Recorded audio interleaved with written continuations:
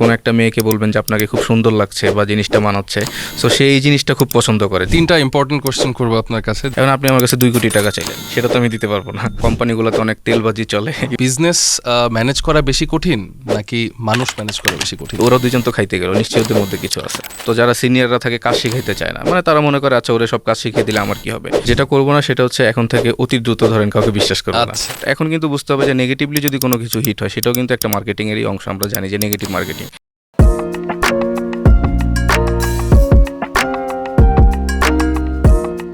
আমরা আমাদের লাইফে একটা লিমিটেড টাইম নিয়ে পৃথিবীতে আসি, আর এই লিমিটেড টাইমের মধ্যে আমরা অনেক কথা বলি। এর মধ্যে কিছু কনভারসেশন হয় যেগুলোতে আমরা সময় নষ্ট করি, আর কিছু কনভারসেশন আমাদের লাইফ চেঞ্জ করে দেয়। তো এরকমই কিছু লাইফ চেঞ্জিং কনভারসেশনের জন্যই আমার এই অনুষ্ঠান দ্য অনেস্ট ডায়লগ। তো আজকে আমাদের সাথে আছে Arefin Haque, head of operations দেশীয়। আমরা আজকে তার সাথে খোলাখুলিভাবে রিটেল বিজনেস, ক্লোদিং বিজনেস এবং কিছু ইন্টারেস্টিং টপিক নিয়ে কথা বলবো। Welcome to the honest dialogue. আপনি আমাদের ফার্স্ট গেস্ট, তো আপনি আমাদের একজন খুবই স্পেশাল গেস্ট। আশা করি আমরা খুবই ইন্টারেস্টিং একটা আড্ডা দেব। I am also honoured, thank you. তো আপনার সম্বন্ধে ভাইয়া কিছু একটু বলবেন প্লিজ আমার অডিয়েন্সদের জন্য। আমি কারেন্টলি হচ্ছে আছি হেড অফ অপারেশনস হিসেবে দেশীয়তে। তো এর আগে আমি ছিলাম হচ্ছে রাইজে, সেখানেও হেড অফ অপারেশনস হিসেবে ছিলাম। তো আমার জার্নিটা শুরু হয় হচ্ছে সাপ্লাই চেন দিয়ে, তারপরে হচ্ছে ব্র্যান্ডিং, মার্কেটিং এবং আস্তে আস্তে করে হচ্ছে বিভিন্ন সেক্টরে আমি মাল্টিটাস্কার হিসেবে গড়ে উঠি এবং তারপরে হচ্ছে আমি হেড অফ অপারেশনের দায়িত্বটা পাই। আপনি একটা ভালো লিডারশিপ রোলে আছেন, বাট আমি দেখেছি আমার বন্ধু থেকে শুরু করে চারপাশে যারা আছে তাদের বেশিরভাগেরই একটা ব্র্যান্ড, এর মধ্যে 80% বলবো আমি, 1 বছর থেকে 1.5 বছর, এমনকি অনেকের 6 মাসের মধ্যেও ফেল করে। তো আমি জানতে চাই যে এই ব্র্যান্ডগুলো এত অল্প সময়ের ভিতর কেন ফেল করে এবং কি কি করলে আসলে এই ব্র্যান্ডগুলো এস্টাবলিশড হবে এবং ভালোভাবে সাস্টেইন করতে পারবে। এটা হচ্ছে, হ্যাঁ, এটা আমরা বেসিক্যালি দেখি আমাদের আশেপাশেও ছোট ভাই ব্রাদার আছে বা কলিগসরা, তারা 3-4 জন মিলে হয়তো বিজনেস করতে চায়। তো ইনিশিয়ালি তারা চিন্তা করে অনেক কিছুই, বাট প্রপার প্ল্যানিংটা আসলে হয় না। তো প্রপার প্ল্যানিং বলতে এখন কিন্তু ডিজিটালি অনেক আমরা অ্যাডভান্সড। সো যদি আমি জনগণের কাছে যেতে চাই, প্রথমে আমার ডিজিটালি হিট করতে হবে, লাইক ওয়েবসাইট থাকে, তারপর হচ্ছে বিভিন্ন পোস্ট থাকে। সো এই জিনিসগুলো আমার দেখতে হবে। তারপরে একটা লং রানে যে আমি হয়তো বা সোর্সিংয়ের চিন্তা করতে পারি, বা আমি যদি শোরুম দিতে চাই সেটা চিন্তা করতে পারি। বাট প্রথমে যখন আমি ছোট পরিসরে শুরু করব তখন প্রপার প্ল্যানিংটা থাকতে হবে, যে 3 মাস বা 6 মাসের একটা প্ল্যানিং হতে পারে। ইভন এখানে যদি 4 জন থাকে, 4 জনের ডিসিশন সেম হইতে হবে। অনেক সময় আছে যে 1-2 মাস রান করার পরে কোনো একজন হচ্ছে তার ডিসিশন অন্য সবার সাথে মিলছে না, তো সেক্ষেত্রে হচ্ছে জিনিসটা পিছিয়ে যায়। ইভেন হচ্ছে অনেক সময় হচ্ছে আরে তুই কী করতেছস, গেঞ্জির বিজনেস করস, বা আরে তুই কী করস, শতরঞ্জি বেচস। সো এই জিনিসগুলো আসলে চলে আসে যে অনেক রিলেটিভসরা বা অনেক হচ্ছে কলিগস বলেন বা হচ্ছে আত্মীয় স্বজন, তারা হচ্ছে ফ্রেন্ডসরা অনেকে বুলিং করে। তো এই জিনিসগুলো নিয়ে আমি নিজে পার্সোনালি দেখছি যে অনেকে হচ্ছে কান্নাকাটি শুরু করে দেয় বা বিজনেস করবে না, জিনিসটা অনেক খারাপভাবে নেয় নেগেটিভলি। বাট এখন কিন্তু বুঝতে হবে যে নেগেটিভলি যদি কোনো কিছু হিট হয় সেটাও কিন্তু একটা মার্কেটিংয়েরই অংশ। আমরা জানি যে নেগেটিভ মার্কেটিং। সো প্লাস হচ্ছে ক্রিটিক্যাল থিঙ্কার হইতে হবে। সো আমি 3 মাসের একটা প্ল্যান আমি করলাম ডিজিটালি, প্লাস সোর্সিং কীভাবে করব, কোথায় কী প্রোডাকশন করব, বা থার্ড পার্টি থেকেও যদি আমি নিয়ে আসি সেক্ষেত্রে আমার কত টাকা ইনভেস্টমেন্ট হবে, সেটা নিয়ে যখন আমরা আগাচ্ছি, সো ওইটার আমরা কিন্তু গ্র্যাজুয়ালি 2 মাস 3 মাস পরে একটা আপনার আপডেট দেখতে পারবো যে আমি কতটুকু আগাচ্ছি, সেটা ডিজিটালি কিন্তু দেখাই যায়। তো ওই জিনিসগুলো আমার মাথায় রাখতে হবে। এবং সবচেয়ে বড় কথা হচ্ছে যে ভেঙে পড়া যাবে না। লাইক আমি 3 মাস বা 6 মাস পরে যেয়ে দেখলাম যে না আমার তো কিছুই হয় নাই, বাট তখন আমরা চিন্তা করলাম ধুর এই বিজনেস করবো না, আরেকটা বিজনেস ধরি। কিন্তু এটা আসলে লেগে থাকতে হবে। ধৈর্য জিনিসটা অনেক ফ্যাক্ট করে, কারণ অনেক বড় বড় কোম্পানি আছে যে আপনার 3-4 বছরে কোনো কিছুই করতে পারে নাই, বাট একটা সময় দেখা গেছে হঠাৎ করে বুম করছে, সেটা লাকিলি হোক বা কন্টেন্ট ক্রিয়েশনের মাধ্যমে হোক। তো এখন মাশাল্লাহ ধরেন যে তারা অনেক টাকা আর্ন করতেছে।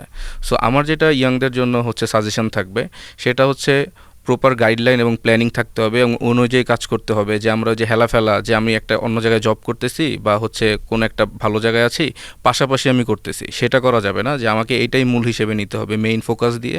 দেন হচ্ছে আমার হচ্ছে প্রপার প্ল্যানিংয়ের পাশাপাশি ক্রিটিক্যাল থিঙ্কিং থাকতে হবে এবং সবাইকে ইউনাইটেড থাকতে হবে। যেমন অনেক সময় ধরেন 6 মাস বা 1 বছর পরে যখন আমি রান করতেছি এবং ভালো চলতেছে, তখনও দেখা গেছে অনেক সময় ফ্রেন্ডদের মধ্যে হচ্ছে ঝামেলা হয়। সো এই জিনিসগুলো এড়ানোর জন্য মানে আবার এদের মধ্যেও যেটা হবে যে লিডারশিপ স্কিলটাও থাকতে হবে। আমরা যদি 4টা ফ্রেন্ড থাকি, 4 জনে কিন্তু লিডারশিপ স্কিলটা থাকবে না। সো এখান থেকে কিন্তু কেউ হচ্ছে এমডি হতে পারে, কেউ সিও হতে পারে, কেউ হয়তো মার্কেটিংয়ের দায়িত্ব দেখতেছে, সোর্সিংয়ের দায়িত্ব দেখতেছে। সো এই যে প্রপার প্ল্যানিংটা, এটা যে যেটাতে ভালো, আমি তো জানি যে আমার ফ্রেন্ড কোনটাতে ভালো বা সে কিসে পড়ালেখা করছে বা তাই সে কোন সেক্টরে ভালো করতেছে বা কোথায় জবে আছে। তো এই জিনিসগুলো যদি আমি মাথায় রাখি, তো আশা করি যে ইয়ংরা সামনের দিকে এগিয়ে যাবে। হচ্ছে প্রথম জিনিস যে ধৈর্য থাকতে হবে, দ্বিতীয় হচ্ছে রোলসগুলো বুঝতে হবে একটা বিজনেসে যে কে কোন রোলটাতে আসলেই ভালো করবে। মানে আমি বলে দিলাম যে আচ্ছা তুই এটা দেখবি, তুই এটা দেখবি, তাহলে তো আর হলো না। অ্যাকচুয়ালি সে এটার জন্য ক্যাপাবল কিনা সেই জিনিসটাও দেখতে হবে, লং রানের কথা চিন্তা করতে হবে। অবশ্যই। তো আমাকে এই ব্যাপারটা বলেন যে বাংলাদেশে মানে retail business, clothing retail business নিয়ে সবচেয়ে বড় মিসকনসেপশনটা কি? মিসকনসেপশন আমি যেটা দেখি আমার এই 12-14 বছরের ক্যারিয়ারে, সেটা হচ্ছে আপনার প্রাইস। সেটা হচ্ছে আমি যদি চিন্তা করি, মানুষজন মনে করে আচ্ছা অমুক ব্র্যান্ড তমুক ব্র্যান্ড, আচ্ছা অনেক প্রাইস। আবার কিছু কাস্টমার্সও আসে যে মনে করে, আমি নিজেই পেয়েছি অনেক কাস্টমার, যে আমি লাইক হচ্ছে 7,000 বা 8,000 টাকা দিয়ে আমি একটা প্রোডাক্ট কিনবো, তাহলে মনে হয় আমাকে দেখতে ভালো লাগবে। বাট দেখা গেছে সে অনেক প্রাইসে জরিয়ালা বা কালারফুল কোনো একটা কিছু কিনলো, কেনার পরে সে রাস্তা দিয়ে হেঁটে যাচ্ছে, তার যে স্কিন টোন বা তার যে বডি ফিটনেস সেটার সাথে সেটা যাচ্ছে না। সো প্রাইস বেশি হলে না। আমি যদি আপনার নাম না বলি, ধরেন অনেক বড় একটা ব্র্যান্ড 25-30 বছরের পুরানো, ওইখানে গেলে দেখবেন আপনি ওনারা টোটাল বিল্ডিংটা নিয়ে হচ্ছে আপনার হচ্ছে তাদের শোরুমগুলো থাকে বা ব্র্যান্ড ফ্ল্যাগশিপ, ওইখানে দেখবেন আপনি 5,000 থেকে শুরু করে 15,000 টাকার পাঞ্জাবি আছে, 1300 থেকে 1500 টাকার পাঞ্জাবিও কিন্তু আছে। সো 1300 টাকার পাঞ্জাবি, হোয়াইট কালারের পাঞ্জাবি হোক বা ব্ল্যাক হোক, সেটা কিন্তু আপনি যদি পরেন, আপনাকে কিন্তু মানে আপনি ফুটে তুলতে পারেই সেই পাঞ্জাবিটা। সো একটা মিসকনসেপশন আছে যে হচ্ছে সেটা হচ্ছে সবার ক্ষেত্রেই, যে রিটেল ব্র্যান্ড মনে হয় হয়তো বা হাই প্রাইস, না না ওইখানে ঢুকবো না। আর কাস্টমারের একটা পোর্শন আছে যে আমাকে ওইখান থেকেই কিনতে হবে, যে হাই প্রাইসে কিনলে আমাকে মনে হয় ভালো লাগবে, মানুষের একটু বলতে ভালো লাগে আমি অমুক XYZ ব্র্যান্ড থেকে আমি 15,000 টাকা দিয়ে এবার ঈদে পাঞ্জাবিটা কিনেছি। বাট এটা আমার কাছে মনে হয় না যে মানে ঠিক আছে, মানে ফিজিবল না জিনিসটা। ফর এক্সাম্পল যে আমি এত এই ব্র্যান্ড থেকে কিনেছি এত দামি একটা প্রোডাক্ট, বাট আসলে সেটা যদি আমার স্কিন টোনের সাথে আমার ফিজিক্যালিটির সাথে না যায়, তাহলে আমাকে দেখতে খুব অদ্ভুত দেখাবে। মানে এই জিনিসটা মানুষ চিন্তা করে না, ইনফ্যাক্ট মনে করে যে ভালো ব্র্যান্ড মানে দাম বেশি হতে হবে, সামথিং লাইক দ্যাট। এটাই। আপনি তো আজকে অনেক বছর ধরে, প্রায় 6-7 বছর ধরে লিডারশিপ রোলে আছেন। তো আপনি লিডারশিপকে কিভাবে ডিফাইন করবেন, যে একজন লিডারের কোন কোন কোয়ালিটিগুলো থাকা প্রয়োজন? ডেফিনেটলি দুইটা জিনিস থাকতে হবে, সেটা হচ্ছে মাল্টিটাস্কার হতে হবে, আর সেকেন্ড হচ্ছে সাবঅর্ডিনেটদেরকে কাজ বুঝিয়ে দিতে হবে। আমি যেটা ফেস করেছি যখন আমি ক্যারিয়ারে শুরু করি, সেটা হচ্ছে আমি যেভাবে উঠে আসছি, যে আমি সাপ্লাই চেন থেকে শুরু করলাম, দেন আমার মার্কেটিং ব্র্যান্ডিং স্কোপ হলো, দেন হচ্ছে অপারেশনস স্কোপ হলো, HR, মোটামুটি ধরেন ডিজাইনিং এবং মার্চেন্টাইজিং বাদে বাকি যে সেক্টরগুলো আছে রিটেলে, সবগুলোতে আমার কাজ করার সুযোগ হয়। সো সবাই কিন্তু এখানে যে ক্লিক করে না। সো আমি দেখা গেছে যে মাল্টিটাস্কার হওয়ার কারণে, আমি সবগুলো জিনিস দেখার কারণেই কিন্তু আলটিমেটলি আমার রিটেল অপারেশনের হেডের পোস্টটা আসে। এবং পাশাপাশি আমি যেটা ফেস করেছি যে প্রথম অবস্থায় আমরা যারা ঢুকি আমার লেভেলে, তো যারা সিনিয়ররা থাকে কাজ শিখাইতে চায় না, মানে তারা মনে করে আচ্ছা ওরা সব কাজ শিখিয়ে দিলে আমার কি হবে। বাট আমি যেটা ফলো করি সেটা হচ্ছে লাইক আমি আমার আন্ডারে যদি একটা ডিপার্টমেন্টে 4 জন বা 5 জন ছেলে থাকে, আমি সব কিছু তাদেরকে শিখাবো। একটা জিনিস কি, যে আমি কোনো কারণে ছুটিতে চলে গেলাম, সেটা হচ্ছে আমার কোনো লিভ হতে পারে বা আমার কোনো অ্যাক্সিডেন্ট হতে পারে, তো আমার জন্য তো কোম্পানি বসে থাকবে না। তো সেক্ষেত্রে হচ্ছে আমি কেন জিনিসগুলো আমার কাছে রাখবো। সো আমি প্রপারলি যদি বুঝিয়ে দিই সবাইকে, কথার কথা আমি যদি ওই কোম্পানিতে নাও থাকি, কোম্পানিটা কিন্তু লং রানে ভালো করবে। সো এই দুইটা জিনিস হচ্ছে লিডারদের করা উচিত, সেটা হচ্ছে মাল্টিটাস্কিং অ্যাবিলিটি, আর প্লাস হচ্ছে সাবঅর্ডিনেটকে সব কিছু শেখাতে হবে। তো এখন মানে আপনার অভিজ্ঞতা থেকে এবং এই প্রশ্নের পরিপ্রেক্ষিতেই জিজ্ঞেস করছি যে এটার কি কোনো ডাউন সাইড আছে, যে আপনার জুনিয়রদেরকে আপনি শিখিয়ে দিচ্ছেন যেগুলো আপনি জানেন, এটা কি কোনো ডাউন সাইড আছে? যদি না থাকে, তাহলে কেন ম্যানেজাররা বা যারা লিডারশিপ পজিশনে থাকে তারা কেন এগুলো তাদের জুনিয়রদের শেখাতে চায় না? তাদের হয়তো বা কোনো ভয় থাকতে পারে, কারণ কোম্পানিগুলোতে অনেক তেলবাজি চলে, মানে ইনসিকিউরিটি একটা ফিল করে। বাট আমার কাছে যেটা মনে হয়, আমার পারসেপশন যেটা বলে, সেটা হচ্ছে মানে আমি যদি কাউকে জ্ঞান দেই, নলেজ যদি দেই, তাহলে এটা কমতেছে না, বাড়তেছে। সো আমি শিখালে তারাই হচ্ছে ইন ফিউচারে ভালো করতে পারবে বা আমার নাম বলবে। সো আমি যদি এখন কাউকে কিছু না শিখাই, জিনিসগুলো আমার মধ্যে রেখে দেই, তো মানে ইন ফিউচারে যে তারা আমাকে হয়তো গালিও দিতে পারে যে এবারটা কিছু শিখায় নাই। মানে for my self improvement and betterment I am trying to share knowledge so that other people R benefited as well. আপনি একটু ক্লোদিং রিটেল বিজনেসের ইকোসিস্টেমটা আমাদের বলবেন, যে কিভাবে এই ইকোসিস্টেমটা সাজালে one person will be able to start a successful clothing business? এখানে অনেকগুলো ফ্যাক্টর আসলে কাজ করে। সেটা হচ্ছে প্রথমত হচ্ছে আমি যদি আমরা ধরেন 4টা ফ্রেন্ড দিয়ে কোনো একটা ব্র্যান্ড খুলবো, সেক্ষেত্রে ব্র্যান্ডের নামটা কিন্তু অনেক ইম্পর্টেন্ট। যেমন আমি যদি এখন বলি যে রিনাউন্ড ব্র্যান্ড যারা আছে তাদের যে নাম সিলেকশনটা এবং ওই নামের অর্থ বহন করতে হবে। ব্র্যান্ড আইডেন্টিটি কিন্তু একটা ফ্যাক্ট। নাম আমি কী দিব, লোগো কী দিব, ইমেজ কী দিব, কোনটাতে হচ্ছে মানুষজনের কাছে আমরা পৌঁছাতে পারবো। সো ফার্স্ট অফ অল এইটা করতে হবে। দেন ডিজিটাল প্ল্যান যেটা করতে হবে, যে আমি ওয়েবসাইট খুলতে হবে, আমার ফেসবুক পেজ বা সোশ্যাল মিডিয়াস যেগুলো আছে ওগুলো অ্যাকাউন্ট খুলতে হবে, এবং ওগুলোতে আমি কীভাবে বুস্ট করব এবং আমি কী কী কন্টেন্ট দিব, যেটার কারণে আমি যদি বুস্টিং করি আমার কিন্তু টাকা যাচ্ছে, বাট অর্গানিকলি যদি আমি মানুষের কাছে পৌঁছাতে পারি, সেটা হচ্ছে মানে মোর আরো ভালো, প্রফিটেবল। আরো ভালো। সো এই জিনিসগুলো মাথায় রেখে ডিজিটালি যদি আমি শুরু করি, তো সেক্ষেত্রে কিন্তু প্রথম অবস্থায় আমার এইচআর এর প্রয়োজন হবে না, কারণ এইচআর হচ্ছে লাগতেছে যখন আমার ম্যান পাওয়ার অনেক বেশি লাগবে, তখন এইচআর হচ্ছে প্রপার যে রিক্রুটমেন্টটা সেই প্রসেসটা করে। বাট প্রাইমারি আমার যেটা লাগতেছে একজন ডিজিটালি নলেজ, ডিজিটালি সাউন্ড যে লোক, তাকে লাগতেছে। এবং 3 থেকে 6 মাস পরে যখন আমি দেখতেছি যে না আমার অনলাইনে ভালো সেল হচ্ছে, ধরেন সেটা হচ্ছে আমি পোস্ট দিয়ে হোক বা থার্ড পার্টি দিয়ে আমি শ্যুট করাই বা নিজে মডেল ফটোগ্রাফার নিয়ে স্টুডিও করে শ্যুট করি, সেটা হতে পারে, মানে অফিস হচ্ছে 1-2 রুমের ছোট পরিসরে হলো। তো তারপরে যখন দেখতেছি যে না আমার গ্রোথ হচ্ছে, সেল বাড়তেছে, তখন আমি চিন্তা করতে পারি যে শোরুমের দিকে যাবার। তো শোরুমের দিকেও চিন্তা করতে হবে যে আমার প্রথম অবস্থায় যদি আমি অনলাইনে ভালো করি, তো আমি বড় বড় ব্র্যান্ডের সাথে তো প্রথমেই আমি ফাইট করব না। তো আমি হচ্ছে আমার প্রাইসিং যেটা হবে, মানে বিজনেস ডেভেলপমেন্টের ক্ষেত্রে যেটা হবে যে ওই শোরুমের প্রাইসটা কীরকম হবে বা আদার্স যে ফ্যাক্টরগুলো থাকে এগুলো কম প্রাইসে নিয়ে আমি শুরু করলাম। এবং এখানে ডেফিনেটলি একটা জিনিস কাজ করবে, সেটা হচ্ছে সাপ্লাই চেন বা সোর্সিং অফিসার যে থাকে, সে প্রথম অবস্থায় হয়তো বা হচ্ছে থার্ড পার্টির মাধ্যমে সে নিয়ে এসে সেল করলো। বাট যখন আমরা লং রানে যাব, তখন আমাদের প্রোডাকশনের জন্য কিন্তু একটা ছোট হলেও ফ্যাক্টরি লাগবে, এবং এটা কয় লাইনের ফ্যাক্টরি হবে, এবং আমরা কী কী ক্যাটাগরি হচ্ছে নিজেরা প্রোডাকশন করব এবং কী কী ক্যাটাগরি হচ্ছে আমরা বাইরে থেকে আউটসোর্স করব, এই জিনিসগুলো মাথায় থাকতে হবে।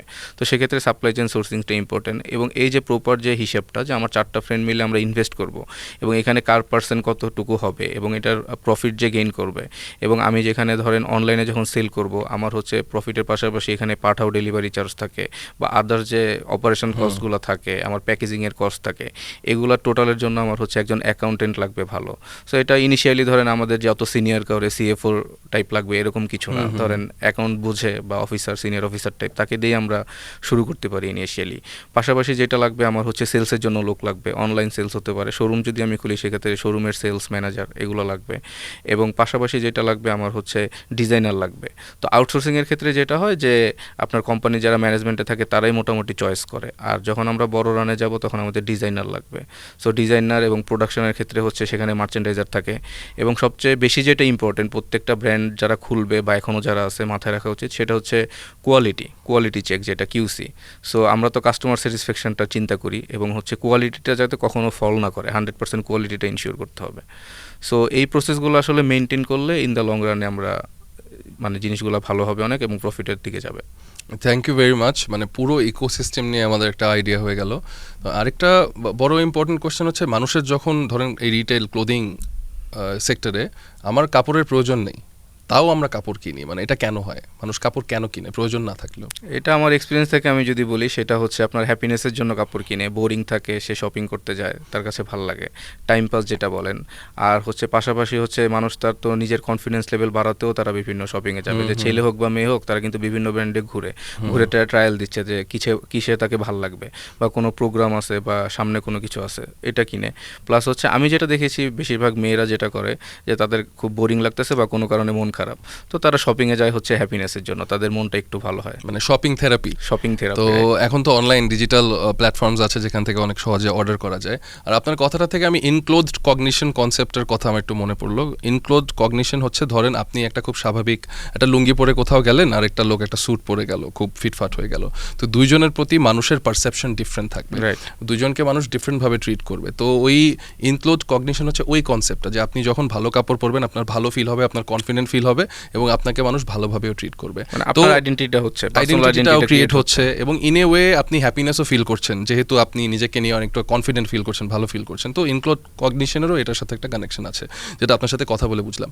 তো আরেকটা ইম্পর্টেন্ট প্রশ্ন, বাংলাদেশে মানে ক্লোদিং বিজনেসগুলোর জন্য সবচেয়ে বড় চ্যালেঞ্জ কি? মানে ক্লোদিং রিটেল বিজনেসগুলোর জন্য সবচেয়ে বড় চ্যালেঞ্জ কি এই মুহূর্তে? যেটা সবচেয়ে বড় চ্যালেঞ্জ সেটা হচ্ছে সাপ্লাই চেন। কারণ হচ্ছে ডেফিনেটলি যারা বড় হয়েছে বা বড় হবে তাদের হচ্ছে সারা বাংলাদেশে, ইভেন অনেকে হচ্ছে এখন বাংলাদেশের বাইরেও হচ্ছে আউটলেট আছে। তো সেক্ষেত্রে যেটা সাপ্লাই চেন যদি ঠিক না থাকে, আমি যদি ডাটা অ্যানালাইসিস করে না বুঝি যে আমার কোন রিজনে কোন বয়সী কাস্টমার কোনটা চয়েস করতেছে, তো তাহলে সেক্ষেত্রে এই জিনিসটা কিন্তু ফেল করবে। যেমন আমার বনানীর এক কাস্টমার, সে যদি রংপুর যায় এবং বনানীর ওই প্রোডাক্টটা পাচ্ছে না, ডেফিনেটলি কারণ হয়তো বা রংপুরের ওই প্রোডাক্টটা ভালো সেল হয় না।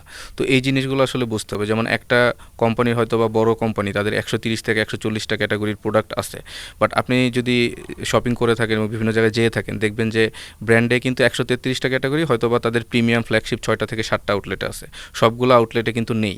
এবং দেখা গেছে ঢাকার বাইরের যে মফস্বল অঞ্চলের যে জায়গাগুলো, ওইখানেও এখন ক্লোদিং রিটেল যাচ্ছে। তো সেখানে হচ্ছে আপনার ধরেন 30 থেকে 40টা ক্যাটাগরি নিয়ে তারা কাজ করে।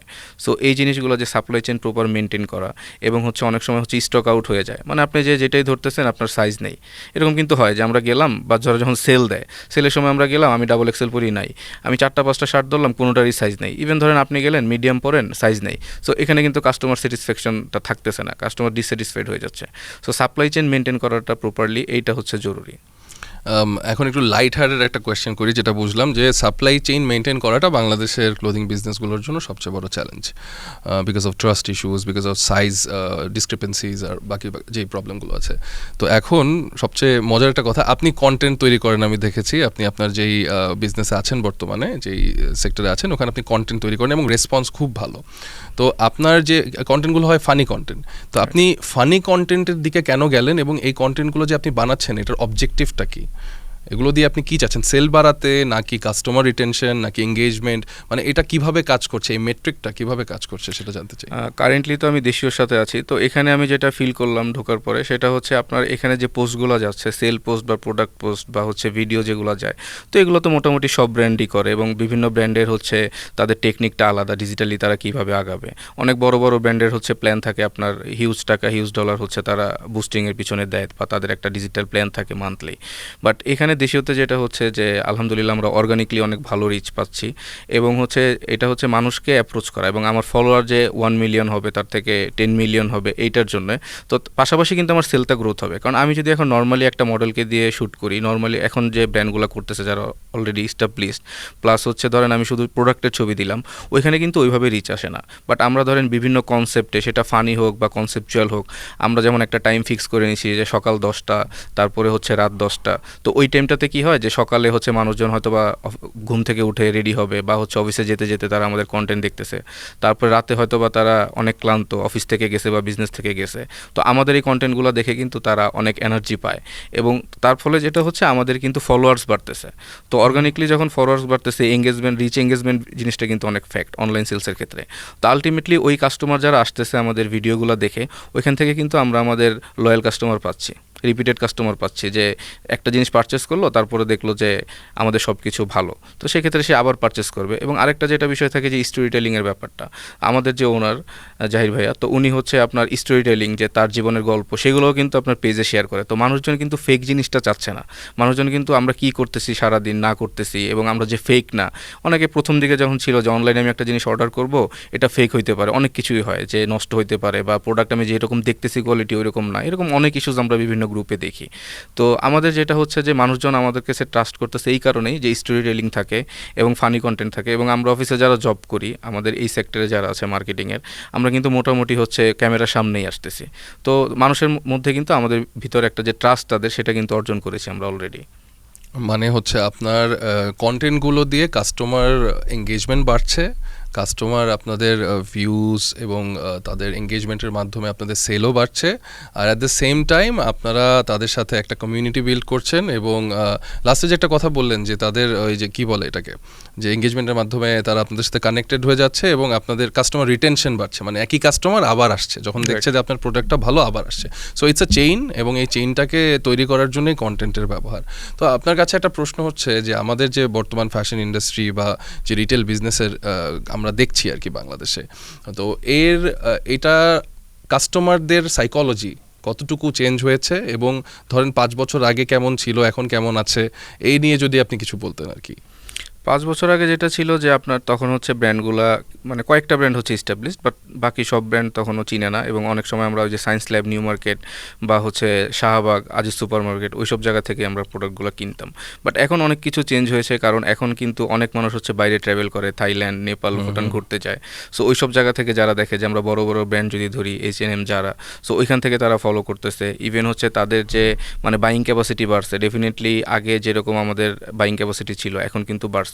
সেটা হচ্ছে ইভেন এখন যেটা হচ্ছে যে আপনার ধরেন মিডল ক্লাস ফ্যামিলির হোক বা হচ্ছে আপনার আপার ক্লাস, সবাই কিন্তু এখন ব্র্যান্ড কিনতে চায়। যেমন আপনি ধরেন, আমি যদি মিডল ক্লাসের কথাই বলি, যে আমরা মিডল ক্লাস বিলংস করি, সেক্ষেত্রে হচ্ছে আমরা কিন্তু, যেমন ছেলেরা, আমরা কিন্তু টাকা জমাই যে 7-8 হাজার টাকা দিয়ে একটা পাঞ্জাবি কিনবো ঈদে, ছেলেদের কিন্তু পাঞ্জাবিটাই মেন। সো এই যে চেঞ্জগুলো হচ্ছে, যে ইভেন হচ্ছে এখন ডিজাইন, এখন কিন্তু অনেক ভেরিয়েশন আসছে আপনার ডিজাইনে প্লাস প্রোডাক্টে, এবং অনেক ক্যাটাগরি। উইমেন্সরা যেমন এখন অনেক মানে খুঁতখুঁতে স্বভাবে সবসময় মেয়েরা, সো ডেফিনেটলি তারা হচ্ছে অনেক ভেরিয়েশনস পায়। এক একটা ব্র্যান্ডের বিভিন্ন ধরনের ডিজাইন থাকে এবং তাদের প্যাটার্নগুলো অন্যরকম থাকে, এবং বিভিন্ন ব্র্যান্ড হচ্ছে কিন্তু তাদের ইউনিকনেস নিয়ে কাজ করে। যেমন হচ্ছে দেশীয়তে আপনার ব্লক বাটিক, যেটা ব্লক বাটিকের ড্রেসগুলো আমাদের অনেক চলে। সো এই হাইপগুলো ক্রিয়েট হয়েছে, এবং এখন কিন্তু ব্র্যান্ড আইডেন্টিটিগুলো, মানে ব্র্যান্ডগুলো হচ্ছে ওই ক্যাটাগরি ওয়াইজ আইডেন্টিফাইড। তো আমি এখান থেকে যেটা সবচেয়ে ভালো বুঝতে পারলাম যে এখন মানুষের বাইং ক্যাপাসিটি, বাংলাদেশের মানুষের বাইং ক্যাপাসিটি বেড়েছে, এবং নতুন ব্র্যান্ডস আসাতে মানুষের টেস্টও চেঞ্জ হয়েছে, অ্যাকচুয়ালি কাস্টমার টেস্টটা বেশ চেঞ্জ হয়েছে, এবং পুরো ডাইনামিকটাই আসলে চেঞ্জ হয়ে গেছে এখন। আরেকটা জিনিস হচ্ছে ইদানিং আমরা দেখতে পাই প্রচুর এআই এর ব্যবহার হয়। মানে আমাদের কাস্টমাররা যারা আছেন তারা যে ভিডিওগুলো দেখেন অ্যাজ কন্টেন্ট, আমি নিজেও, আমার সামনে অনেক সময় আসে রিলস সোয়াইপ করতে করতে, তো এগুলো হচ্ছে এআই, রিয়েল মানুষ না। মানে এআই এর একটা মানুষ বোঝা যাচ্ছে হিজ এআই, সে একটা কাপড় পরে রাস্তা দিয়ে হাঁটছে, কথা বলছে যে খুব গরম লাগছে বা এরকম।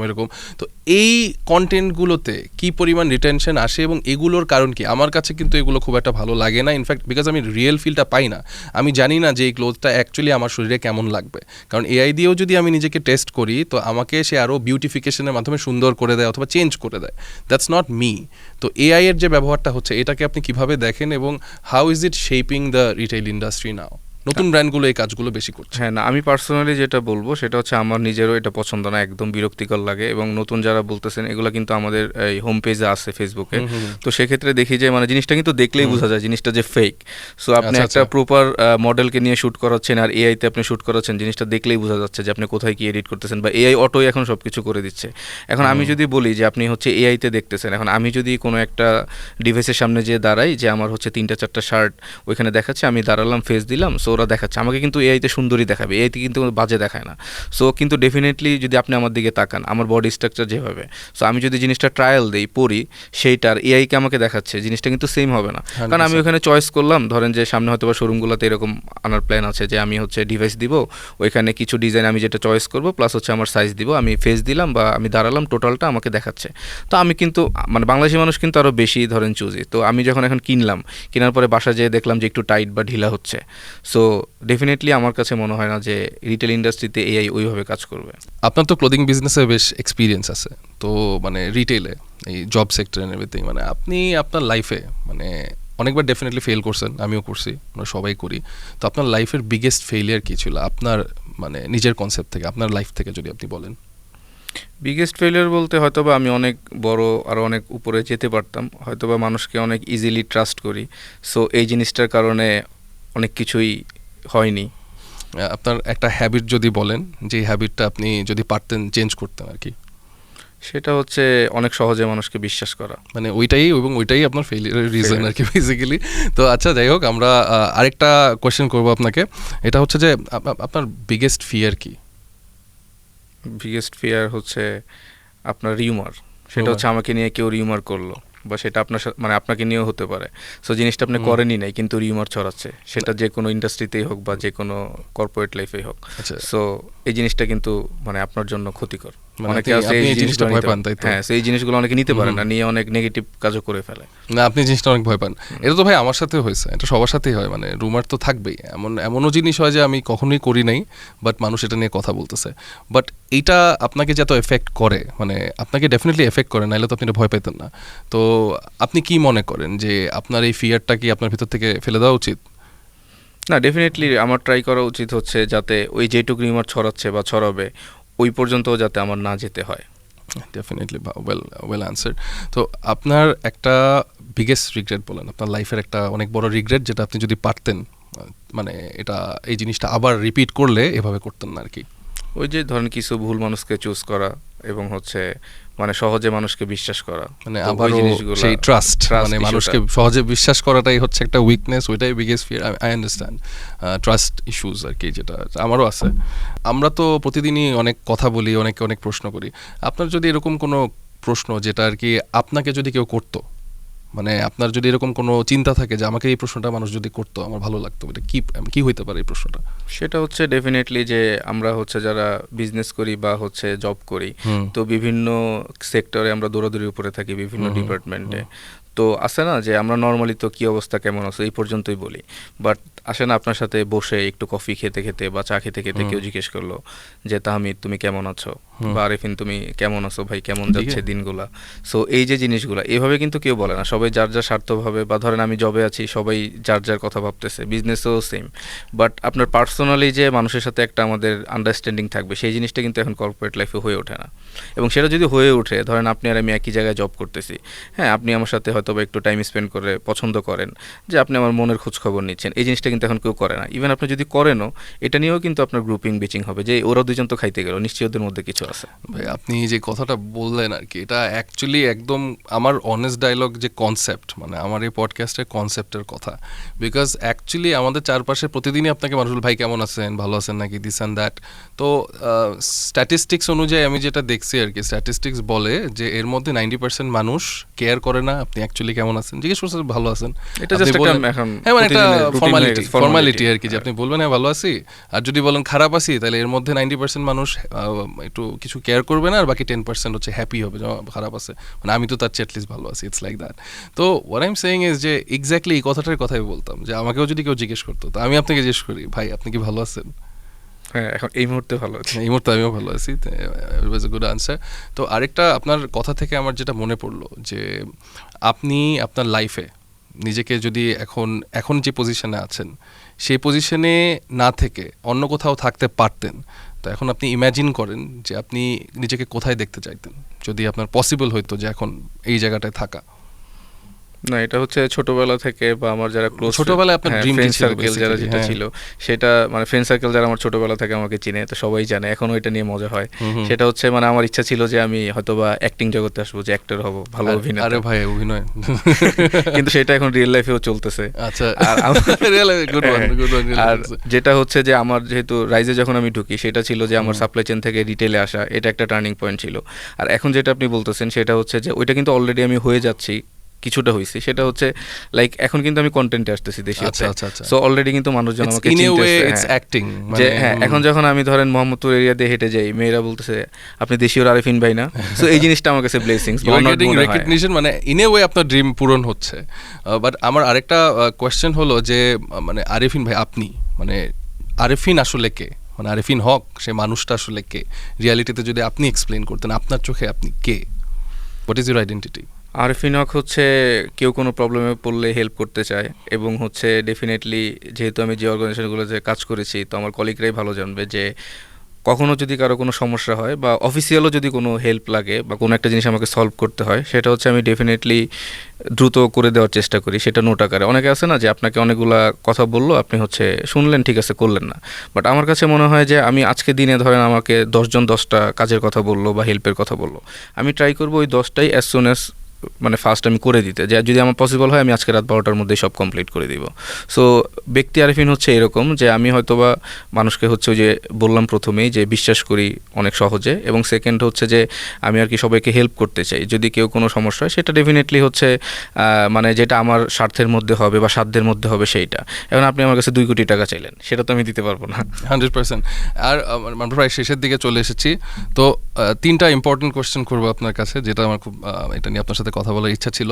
প্রথমটা হচ্ছে বিজনেস ম্যানেজ করা বেশি কঠিন নাকি মানুষ ম্যানেজ করা বেশি কঠিন, একটা বিজনেসের, রিটেল বিজনেসের ক্ষেত্রে যদি বলি, এক্সাম্পল দিয়ে যদি বলতেন। হ্যাঁ ডেফিনেটলি হচ্ছে মানুষ ম্যানেজ করা, কারণ বিজনেস আপনার রান করবে কিন্তু মানুষরাই, এবং আপনি যদি প্রপার মানুষ প্রপার ডিপার্টমেন্টে প্রপার সেগমেন্টে না বসাতে পারেন সেটা কিন্তু হবে না। এবং এখানেও কিন্তু ওই যে সেই বললাম ট্রাস্টের বিষয় আছে, যে আপনি এমন লোককে বসালেন সে হচ্ছে আপনার অনেক কিছুই মানে ইলিগাল জিনিসগুলো করলো।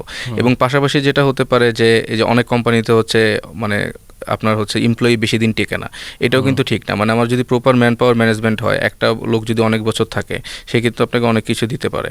এখন আপনি বিজনেসটা তখনই রান করবে যখন প্রপার ম্যান অনেক বছর ধরে আপনাকে তাদের বেস্টটা দিবে, আপনার বিজনেস অনেক উপরে চলে যাবে। বাট আপনি ধরেন হচ্ছে এমন লোকজন নিলেন যে তারা হচ্ছে কিছুদিন পর পর জব সুইচ করে, তাহলে আপনার বিজনেসটা কিন্তু গ্রো করতেছে না। আপনি ওই যে এই জায়গায় উঠছেন, 3টা ভালো লোক 3টা ডিপার্টমেন্ট থেকে চলে গেল, আপনি কিন্তু যতই হোক প্রত্যেকটা প্রতিষ্ঠানের কিন্তু আপনার হচ্ছে এনভায়রনমেন্টটা সেম না বা সিস্টেমটা সেম না। না, আপনি অনেক বড় একটা কোম্পানি আরেকজনকে হায়ার করলেন, তারও কিন্তু ওই জিনিসটার সাথে কোপ আপ করতে টাইম লাগে। সো ডেফিনেটলি আমার কাছে হচ্ছে মানুষ ম্যানেজ করা বেশি কঠিন বিজনেস ম্যানেজ করা হচ্ছে। এটার সাথে রিলেটেড একটা কোয়েশ্চেন, যে একটা লং স্ট্যান্ডিং রিটেল ব্র্যান্ডের ফাউন্ডেশন কি, কি কি ঠিক থাকলে একটা long standing fashion retail brand ভালো করবে? সেটা হচ্ছে ডেফিনেটলি হচ্ছে ম্যান পাওয়ার ম্যান পাওয়ার ম্যানেজমেন্টটা থাকতে হবে, এবং হচ্ছে যেটা ম্যানেজমেন্টের বুঝতে হবে সেটা হচ্ছে অনেক টপ লেভেলে আছে যে তেলবাজি চলে, you know better than me. So এইসব জিনিসগুলো যদি ম্যানেজমেন্ট কমাতে পারে এবং প্রপার লোককে প্রপার যে সম্মান সেটা দিতে পারে, তো ডেফিনেটলি আপনার জিনিসটা ভালো হবে আরও। তো ভাই, আমাদের বাংলাদেশের বেশিরভাগ অডিয়েন্সই তো আসলে, অডিয়েন্স বলবো না, আমাদের রিটেল ব্র্যান্ডের দিকে যদি যাই, কাস্টমার কিন্তু কনজিউমার হচ্ছে উইমেন। তো আপনি উইমেন সাইকোলজি নিয়ে মানে ক্লোদিং ব্র্যান্ডের ক্ষেত্রে একটা বিগেস্ট ইনসাইট বলেন যে তাদের কোন জিনিসটা বেশি অ্যাট্রাক্ট করে towards a fashion brand and everything, আপনার এক্সপিরিয়েন্স থেকে বলবেন। সেটা আমি যদি বলি, প্রথমে আমাদের সেলসের ভাষায় সেটা হচ্ছে পুশ সেল একটা টার্ম আছে, সেটা হচ্ছে উইমেন্সদের ক্ষেত্রে প্রযোজ্য হয়, এবং এটা আমি আসতেছি পরে ব্যাখ্যায়।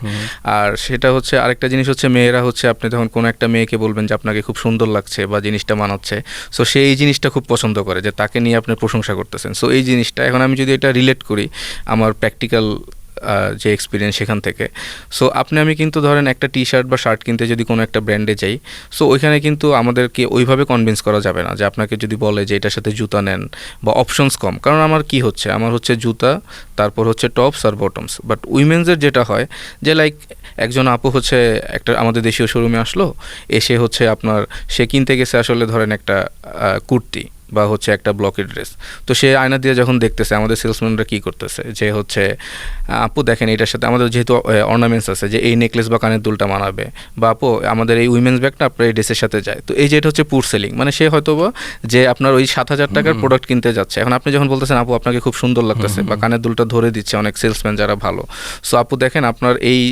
আউটফিটটার সাথে আপনার এই জুতাটা খুব যাচ্ছে বা এই ব্যাগটা যাচ্ছে বা এই যে স্কার্ফটা দেখতে পারেন, প্লাস হচ্ছে নেকলেসটা যাচ্ছে, এই যে আমরা বলি বা হেয়ার ব্যান্ড মানে অ্যাক্সেসরিজ মেয়েদের যা আছে, সো এগুলো যখন আমরা তাদেরকে পুশ করতেছি, ডেফিনেটলি আমি যখন তাকে মানে 5টা অন্য আইটেম দেখাবো ওই মেইন ড্রেসের সাথে, সে ওখান থেকে 2টা একটা না কিনতে কনভিন্স হয়ে যায়। ওই যে আপনি বলতেছেন যে আপনাকে সুন্দর লাগতেছে আপু, সো ডেফিনেটলি সে চিন্তা করে আচ্ছা আমাকে এভাবে বলতেছে আমি কিছু একটা নিয়ে যাই, কারণ সে কিন্তু চিন্তা করে না যে আচ্ছা আমার টাকা যাচ্ছে। তো তাহলে কি হলো, সে হচ্ছে ওই সাইকোলজির কারণে যে তারে আমরা ইমোশনালি বলতেছি যে সে অনেক সুন্দর লাগতেছে বা এরকম, তো সে 5,000 টাকার ওই ড্রেস কিনতে যায়, সে কিন্তু আমার দেশীয় থেকে 12,000 টাকার পারচেস করে ফেললো। বিউটিফুল ভাই, beautiful insight. Actually it was making sense, আপনি যখন বলতেছিলেন আমার মনে হচ্ছিল যে ইটস মেকিং সেন্স।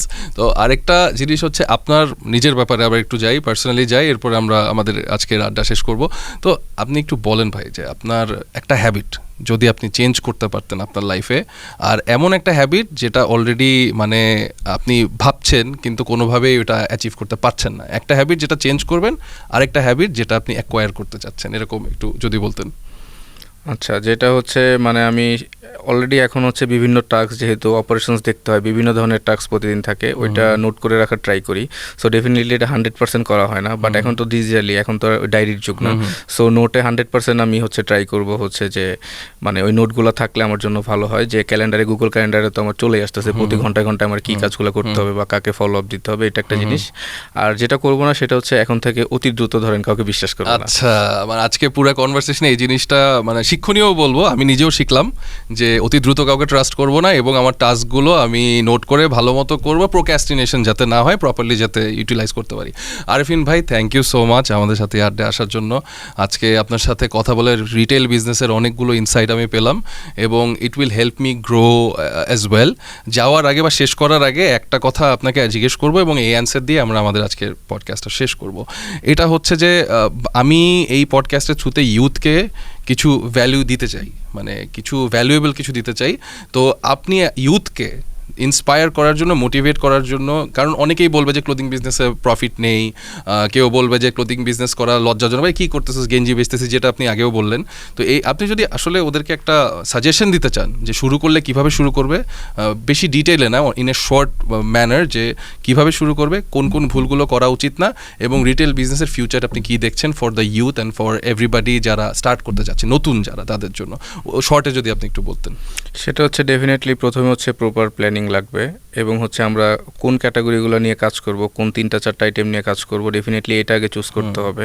যেমন আমি যদি আমার পারসেপশনে বলি যে মেয়েদের আইটেম নিয়ে কাজ করলে হয়তো প্রফিট বেশি, কারণ ছেলেরা আমরা ভ্যান প্লাজা থেকেও প্রোডাক্ট কিনি, কিন্তু মেয়েরা ডেফিনেটলি অনেক পশ জায়গা থেকেও প্রোডাক্ট কিনতে চায় এবং ভেরিয়েশন চায়। সো উইমেন্স প্রোডাক্ট নিয়ে বিজনেস করতে পারে। প্লাস হচ্ছে সেখানে যদি 3-4 জন লোক হয়, কাজ করতে হবে 10-12 জনের, সেক্ষেত্রে তাদেরকে মাল্টিটাস্কার হতে হবে এবং হচ্ছে ক্রিটিক্যাল থিঙ্কার হতে হবে, যে আমার ফিউচারে বুঝতে হবে যে আমার এই জিনিসটা করলে হয়তো ফিউচারে এই সমস্যাটা হতে পারে। ডেফিনেটলি এগুলো তো দেখতে হবে। প্লাস কনফিডেন্সটা থাকতে হবে যে হয়তো বা আমি শুরু করতেছি, অনেকে বুলিং করতেছে বা 6 মাস ধরে ফ্যামিলি থেকে বলতেছে যে তুমি কি করতেছো, কোনো তো আমার মানে রিটার্ন আসতেছে না। সো এই জিনিসগুলো আসলে মানে শক্ত হাতে পেশেন্স, যেটা বললাম যে ধৈর্য থাকতে হবে। এগুলা যদি করে, প্লাস হচ্ছে পাশাপাশি হচ্ছে মানে আমাদের হচ্ছে এখন কারেন্টলি কি চলতেছে বা বাইরের দেশে কোন প্রোডাক্টগুলো চলতেছে, এগুলো নিয়ে যদি তারা চিন্তা করে, ডেফিনেটলি তারা ভালো করবে। একটা লাস্ট প্র্যাকটিক্যাল কোয়েশ্চেন, যে আপনি এখন যে পজিশনে আছেন, মানে এখন কেউ যদি এই সেক্টরে চাকরি করতে চায় বা ক্যারিয়ার বিল্ড করতে চায়, তো তার এডুকেশনাল ব্যাকগ্রাউন্ড কী হওয়া লাগবে এবং কোন স্টেপগুলো ফলো করলে আপনি এখন যেখানে আছেন একটার পর একটা স্টেপ ফলো করলে আপনার পজিশন পর্যন্ত যেতে পারবে বা এর উপরে যেতে পারবে? যদি সেটা আসলে এখন আগে একটা সময় ছিল যে আমরা হচ্ছে ওই যে মার্চেন্ডাইজিং যখন কেউ পড়তো যে আরে গার্মেন্টসে কাজ করে, বাট এখন কিন্তু আপনার প্রাইভেট ইউনিভার্সিটি আছে মার্চেন্ডাইজিং ডিজাইনিংয়ে পড়াচ্ছে। ইভেন এখন আমি যে সেক্টরটা থেকে উঠে আসছি সাপ্লাই চেন, সো এখন সাপ্লাই চেনও কিন্তু আমার মেজর করা যায়, বিবিএমবি আছে। সো এটা করার পরে সেন হচ্ছে আপনার তারা হচ্ছে অ্যাপ্লাই করার পরে ডেফিনেটলি তারা প্রথমে হচ্ছে একবারে জুনিয়র লেভেলে থেকে যে কোনো একটা ডিপার্টমেন্টে শুরু করতে পারে। সেটা হতে পারে আপনার মার্কেটিং, সেটা হতে পারে আপনার সাপ্লাই চেন, বা সেটা হতে পারে আপনার হচ্ছে মার্চেন্ডাইজিংয়ে, এবং বা সে হয়তো বা ডিজাইনিংও হতে পারে। বাট তার পাশাপাশি ওইটা হচ্ছে মেজর, পাশাপাশি সে ওই কোম্পানিতে আর কি আপনার আউটপুট দিতে পারে বিভিন্ন আপনার ডিপার্টমেন্টে, সেটার ধরেন 3-4 বছর এক্সপিরিয়েন্স হলে আস্তে আস্তে করে কোম্পানিও যখন দেখবে যে না ও গ্রো করতেছে এবং ও সবগুলোতেই ভালো করতেছে, তখন ধরেন ইন ফিউচারে সে হেড অফ অপারেশনস বা সিইও এই পোস্টগুলোতে চলে যেতে পারবে। তো আরিফিন ভাই, থ্যাংক ইউ সো মাচ, আপনি আসছেন আজকে আমাদের স্টুডিওতে, সময় দিয়ে গেছেন, এবং আড্ডাটা খুব ভালোই ছিল, মজা ছিল এবং বেশিরভাগ এডুকেশনাল ছিল। আমি যতটা ভাবছিলাম যে ইটস গানা বি ক্যাজুয়াল, অতটা ক্যাজুয়াল ছিল না, খুব এডুকেশনাল ছিল। তো thank you very much for coming, এবং যারা আমাদের এই পুরো পডকাস্টটা দেখেছে তাদেরকে অনেক ধন্যবাদ, এবং আশা করি আপনারা সবাই আমাদের চ্যানেল 1 পেজ ফলো করবেন, চ্যানেল 1 নিউজ, এবং on YouTube as well channel 1 news, সব জায়গায় আমরা চ্যানেল 1 নিউজ নামে আছি। প্লিজ ডু সাবস্ক্রাইব, এবং এরকম আরও ইনসাইটফুল পডকাস্ট দেখতে আমাদের সাথে থাকবেন। আই অ্যাম তাহমিদ আরফিন হক, আপনাদের সবার কাছ থেকে বিদায় নিচ্ছি ফ্রম দ্য অনেস্ট ডায়ালগ।